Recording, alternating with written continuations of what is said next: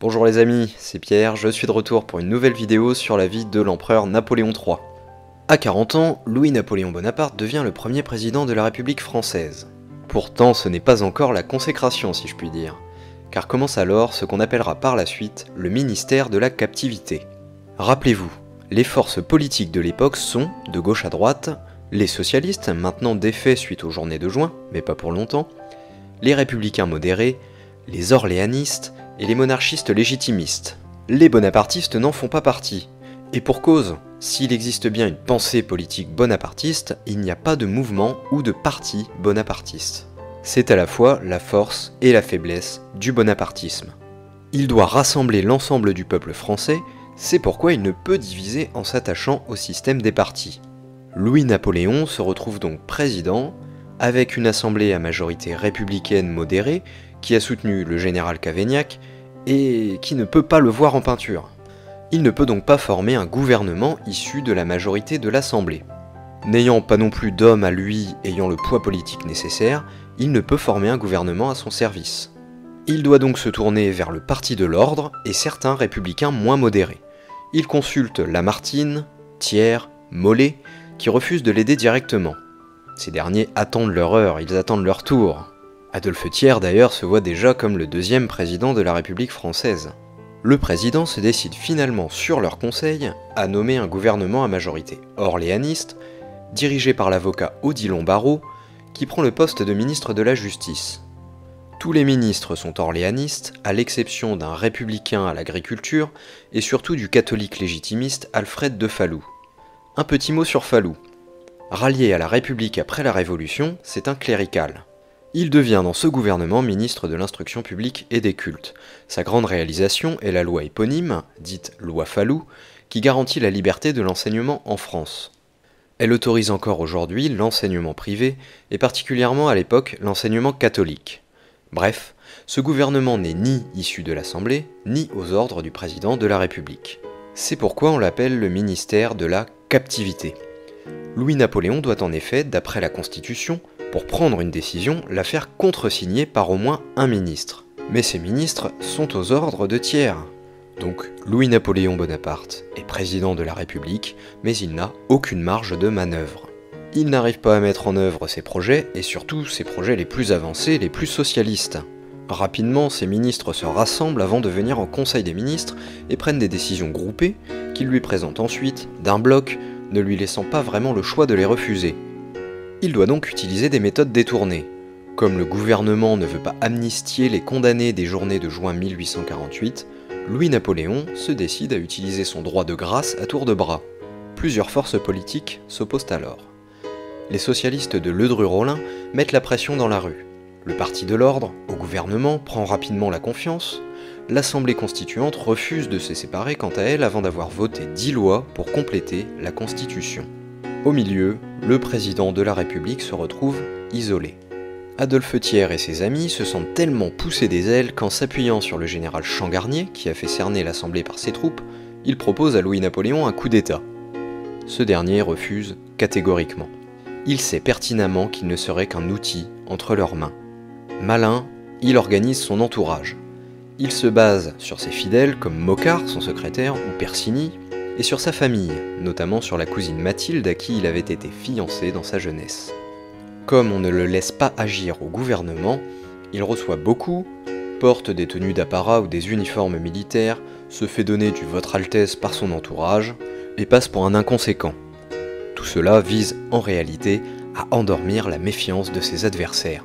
C'est grâce à un homme et à un événement que le président va réussir à véritablement conquérir le pouvoir. Cette marche va être longue et va se faire sur plusieurs étapes. Cet homme, c'est le duc Charles de Morny, personnage sur lequel je reviendrai plus en détail dans une autre vidéo. Intrigant mondain, industriel richissime, connecté au réseau orléaniste, à la finance, Morny est d'une intelligence redoutable et partage avec Louis-Napoléon une troublante ressemblance. Et pour cause, Morny est son demi-frère, fils de la reine Hortense sa mère et du comte de Flahault, le petit-fils du redoutable Talleyrand, vous savez, celui qui est de la merde dans un bas de soie, d'après une citation apocryphe de Napoléon Ier. L'événement en question est la crise romaine. À Rome, Le pape Pie IX est en opposition frontale avec les républicains qui ont déclaré la République romaine en 1849. Le président se décide à intervenir et met en place une expédition militaire dans le but de faire de la médiation entre les deux camps. La subtilité est à la fois de satisfaire les républicains français, qui soutiennent leurs frères italiens, mais aussi les catholiques, qui veulent voir le pape retrouver sa place. Les troupes françaises, cependant, outrepassent rapidement leur mandat sous l'influence du ministre des Affaires étrangères, sans l'aval ni de l'Assemblée, ni de Bonaparte. Le général Oudinot tente en effet de prendre Rome sans succès. Entre-temps, les élections législatives donnent la majorité des sièges au parti de l'ordre, donc à Thiers et à ses compagnons. Ceux-ci dirigent donc maintenant le gouvernement et l'Assemblée. Les bonapartistes ne sont que 30 et l'extrême gauche réalise une forte poussée. De plus en plus isolé, le président s'entend cependant de mieux en mieux avec ses ministres, rapprochés par la crise romaine. Louis-Napoléon est alors mis en accusation par Ledru-Rollin, qui organise en même temps une immense manifestation, réprimée dans la violence par le gouvernement. Ce dernier doit alors quitter la France. Le 3 juillet 1849, Rome est prise par les troupes du général Oudinot. Le pape est rétabli dans ses fonctions, mais ne semble pas vraiment reconnaissant aux Français. Le président se décide alors à agir. Dans une lettre publique, il soutient les républicains et critique le pape. Ses ministres les plus conservateurs démissionnent, à commencer par Falloux, le ministre des cultes et fervent catholique. Les autres protestent. Se servant de ce prétexte, Louis-Napoléon décide de renvoyer son gouvernement. Il en nomme un nouveau, composé d'hommes fidèles et d'exécutants, installant ainsi une forme de gouvernement personnel. Avec à sa tête le ministre de la guerre, le général d'Aupoule, ce gouvernement est formé d'hommes peu connus mais fidèles au président. Un certain Eugène Rouet, recommandé par le duc de Morny, demi-frère de Louis-Napoléon, reçoit le ministère de la Justice, un personnage qui prendra tellement d'importance par la suite qu'on le surnommera le vice-empereur. On ne peut aussi passer à côté de deux ministres, qui sont tout d'abord le frère d'Odilon Barrot, qui appartenait au gouvernement précédent, Ferdinand Barrot, et le banquier Achille de Fould, banquier personnel du président. Les élections législatives complémentaires renforcent encore l'extrême gauche. L'Assemblée, qui commence à prendre peur face à la montée des Rouges, décide alors de restreindre le suffrage universel. Très malin, Louis-Napoléon décide de ne pas l'en empêcher. Ce coup politique particulièrement réfléchi lui permettra par la suite de mettre à l'Assemblée le nez dans son caca, mais nous y reviendrons. Ainsi, l'Assemblée vote la fin du suffrage universel, pendant que le président, laissant agir ses ministres sur des instructions très générales, prend son temps pour placer ses hommes dans les administrations. En effet, s'il a mis fin au ministère de la captivité en nommant ce nouveau gouvernement, l'Assemblée lui met en permanence des bâtons dans les roues. Très patient, il a clairement 6 coups d'avance sur ses adversaires et prépare déjà la suite. Le problème est en effet que la constitution de la Deuxième République lui donne un pouvoir égal à celui de l'Assemblée. Cette dernière perd en popularité par son comportement, et les jeunes députés ainsi que de nombreux catholiques, partisans de l'ordre, se rallient au président dans ce qu'on appelle dès lors le parti de l'Élysée. Peu à peu, la situation s'envenime entre l'exécutif et le législatif quand un nouvel événement va déclencher un blocage complet des institutions.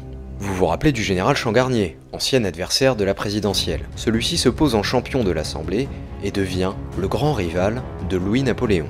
Celui-ci se décide à le révoquer, mais son gouvernement tout entier, convaincu qu'il s'agit d'une erreur politique, démissionne. Menaçant de nommer un gouvernement de pantins dirigé par son fidèle Persigny, le président réussit à convaincre ses ministres de revenir et de valider la révocation de Changarnier. Mais cela déclenche la colère de l'Assemblée, qui refuse de voter la confiance à son gouvernement. Le prince-président nomme alors un gouvernement de techniciens inconnus. Une nouvelle fois, l'Assemblée refuse de valider ce gouvernement, mais la Constitution ne force pas Louis-Napoléon à en tenir compte et il balaye cette décision d'un revers de main. L'opposition est désormais frontale. Deux pouvoirs de forces égales, le président et l'Assemblée, se retrouvent face à face. Or, un enjeu de taille se profile à l'horizon. Le président n'a pas le droit de se représenter à la fin de son mandat et l'élection présidentielle est prévue pour 1852, suivie des élections législatives. Nous sommes en janvier 1851 et les Français se demandent lequel des deux pouvoirs qui dirigent la France prendra l'initiative contre l'autre. Comme le dit alors le président de la République avant de passer à l'action, le propre de la démocratie est de s'incarner dans un homme. Voilà les amis, c'est fini pour aujourd'hui, on se retrouve bientôt avec une nouvelle vidéo. N'oubliez pas de liker, de partager et de vous abonner à la chaîne pour voir les prochaines vidéos. Et comme d'habitude, si vous avez des remarques à faire, n'hésitez pas à commenter.